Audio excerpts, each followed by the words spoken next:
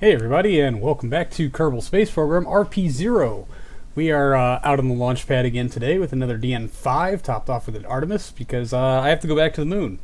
For any of you who watched the last set of missions, or set of episodes, I should say, I landed in the wrong biome, because I didn't read. That's the gist of that. So we do have to go back. This is a very similar mission. I'm going to try to condense this down to much fewer episodes than normal, because I'm kind of mad that I'm doing this twice in a row already, and I know it doesn't make for very interesting content, but I don't want to go broke anymore. The good news, though, is that we've hired on 3 new brave Cosmonauts, who are all 3 staffing this mission, so it's a completely novice flight. This is their very first venture out of astronaut training, I should say. Taking up the controls is Commander Glenn Armstrong, hired entirely because of the name. You can't just pass that one up. Same reason I hired John Oliver. Just like it. The random name generator just sometimes proves to be awesome.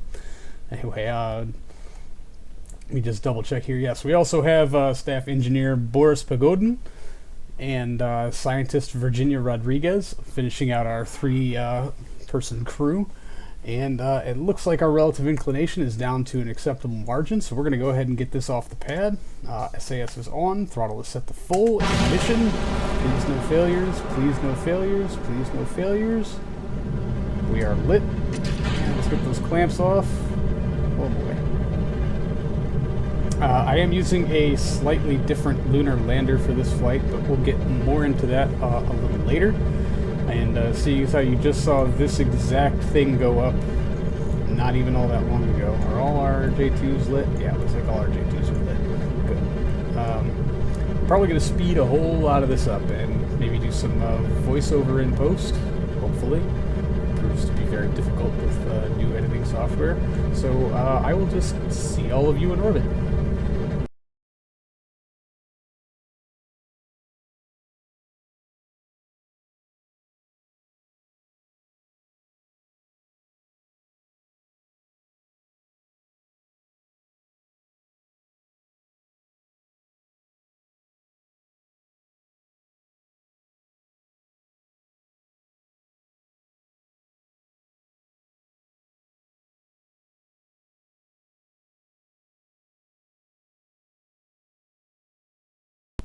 Well, there it is, 205 by 186. That's a pretty clean orbit.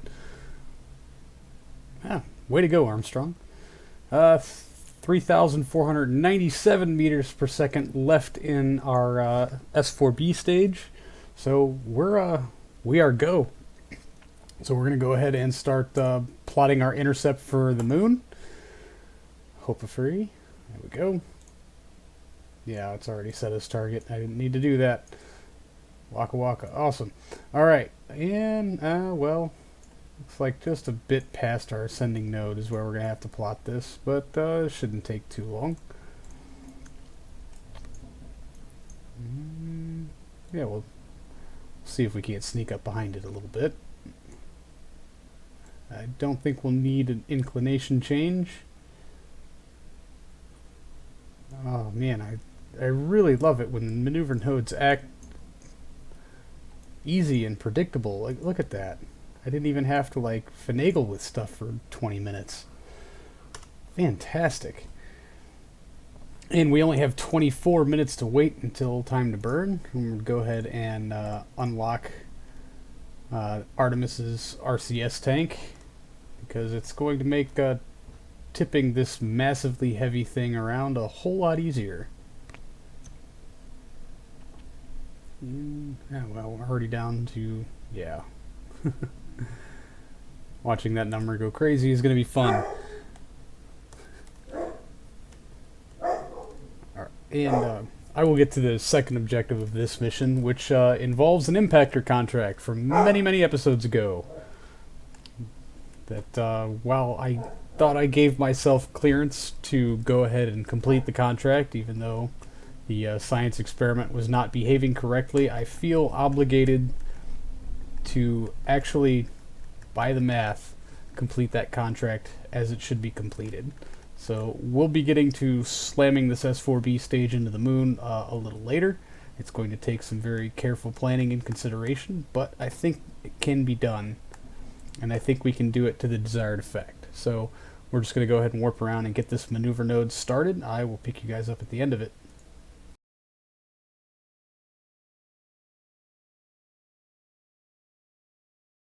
Well, we seem to have run out of RCS fuel in the J2 stage because I wanted to save that last ignition.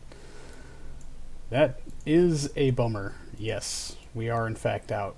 Oh, you know what? I can just do this. Whoa, where do you think you're going, son? What you're going to do is screw up our node. Alright, and so we're just going to get this periapsis, on impact. And disable our RCS for the time being. And get ourselves into some daylight. I think these are things that have been built.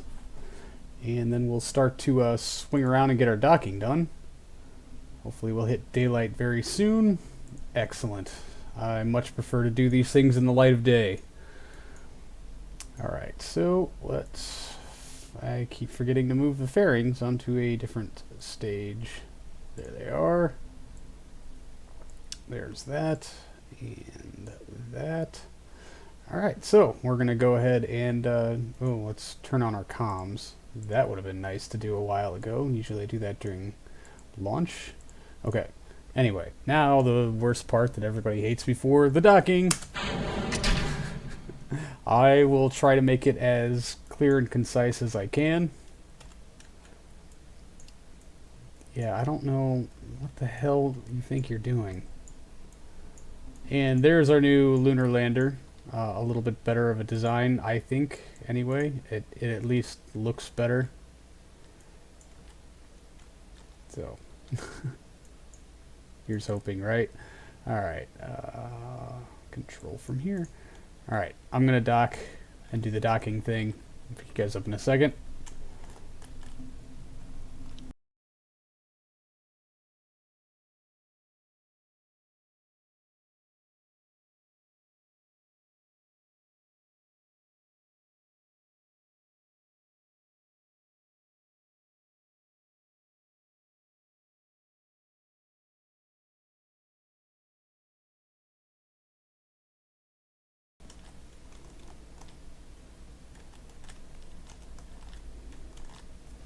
Boom! Docked. While being patient, I feel like that was probably the easiest and best docking I've ever done. I hope that's fair to say. Anyway, I will also be staying attached to the J2 stage here. Because, we're going to have to make some adjustments to slam it into the moon at an appropriately high velocity to satisfy a previous contract. I will make those adjustments once we are closer to orbit. And in order to ensure this, I am also going to be taking some electric charge from here, our command pod, and dumping it into this control module, which will take forever and a day.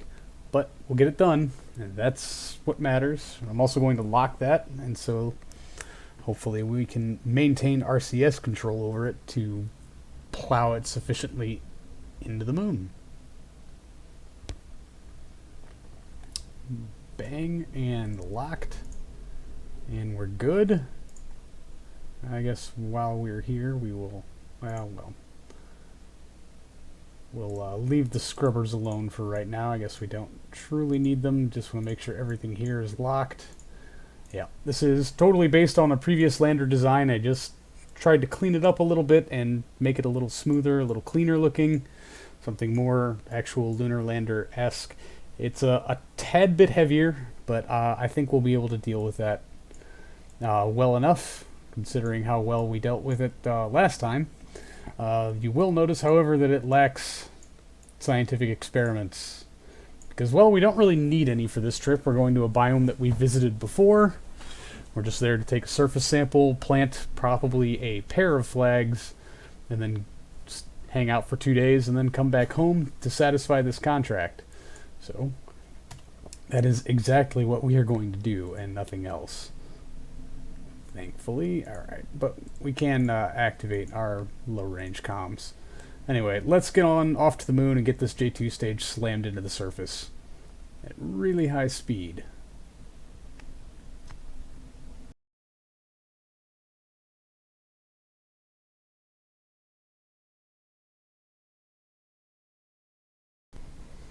Alright, and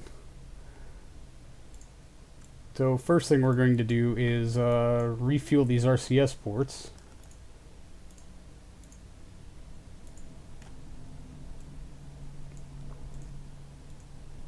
Which will take forever because they are all very, very tiny. I guess we don't actually need to put a whole hell of a lot of fuel in there. Just enough to let that stage finish its nudge all on its own. I'm hoping anyway. We're going to do most of it with the service module attached because we can. Oh, I do wonder. I don't want to... Alright. Yeah, that should be good enough, right? Oh, look at that. We still have some liquid hydrogen left. Oh, buddy. Oh, this is going to be fun. So maybe we don't actually need to do this with the service module. Where am I controlling it from? Control from here. So you know what? I don't want to do that. I'm going to just take a quick little quickie save. And yeah, I guess we're just going to give up on that fuel. It's just going to be lost. Alright, so I hope we'll maintain comms with this thing. We should, because we got the shortwave on this, and we got the long comms here with Earth giving us a direct link. So let's just go ahead and decouple. Awesome, we have contact. So I should probably set the node again, add maneuver, bring it in.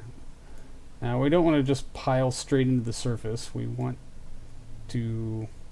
as much time to fall as we can. So I just want to make this really, really low.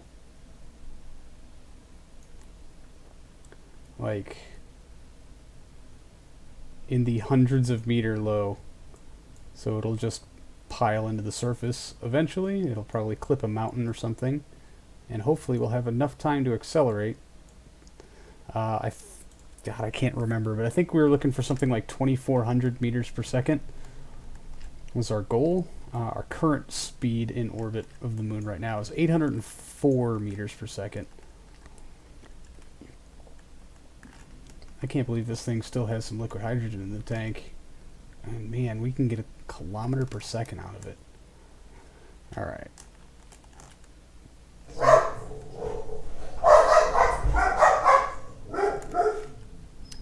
The doggos say hi. Alright. So I'm just going to sit here and hold the H key for a while until that periapsis is sufficiently low enough.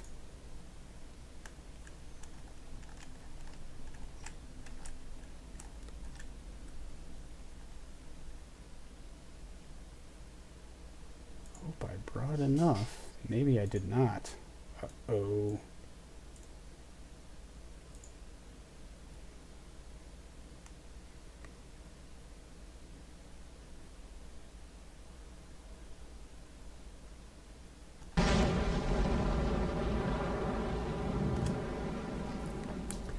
Well, I regret having to use that ignition, but I did not put enough Aerozine and N2O on this. So the stage is spent.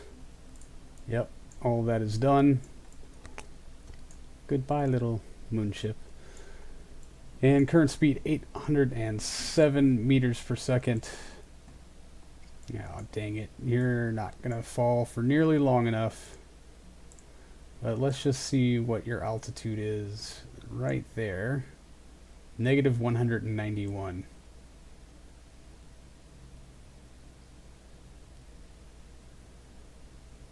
Okay. So he's going to fall for about 18 hours and 24 minutes. Let me just write that down so I can do the math later. Though I don't think we're going to pull it off. So current speed 807.5, total time 18 hours 22 minutes. We'll just say 23 minutes. And I'll do the math later and we'll see if we can't sort out if that's going to hit its goal. I don't think it's going to. Oh, and now I have to switch to map view. Dang it. Switch to.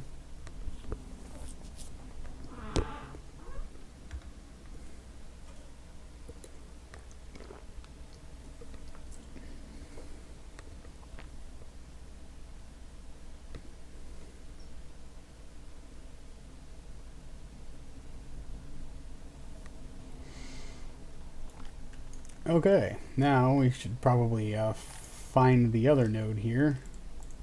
And we can turn those thrusters off.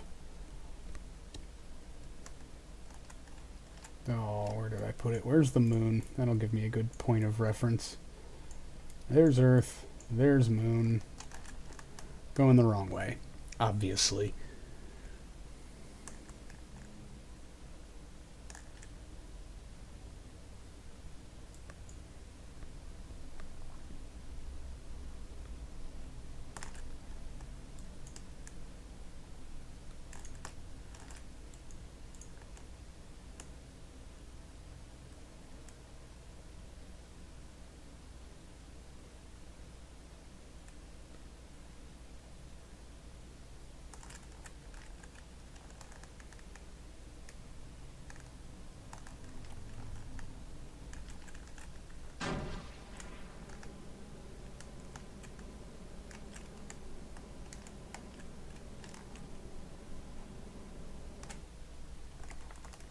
Alright, well, it's good enough to give us a 64 kilometer periapsis. We're just going to run with that. Plenty safe. So now we're just going to go ahead and move and try to get orbital insertion performed. Which is in how long? 18 hours, 57 minutes. So you know what? We totally have time to watch the J2 stage pile into the moon.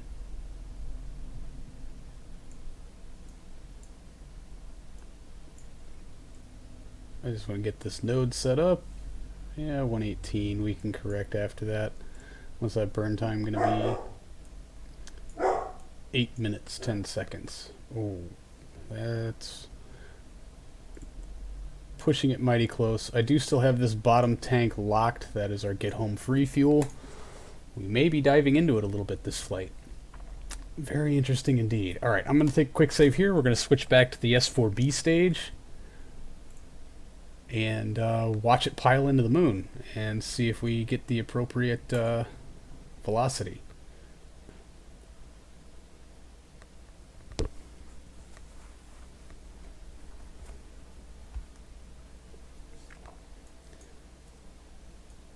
You know, in retrospect, I really could have just used the rest of the liquid hydrogen in this while angled appropriately to maintain a subterranean periapsis, but while gaining speed here in orbit.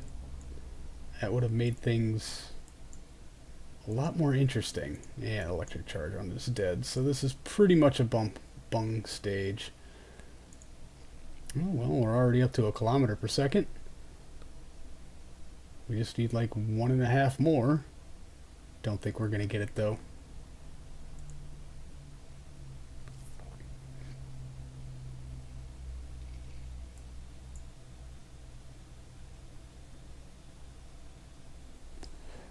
Oh, maybe.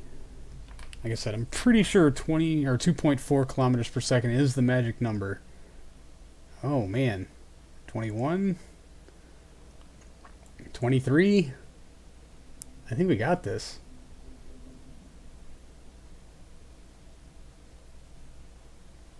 24.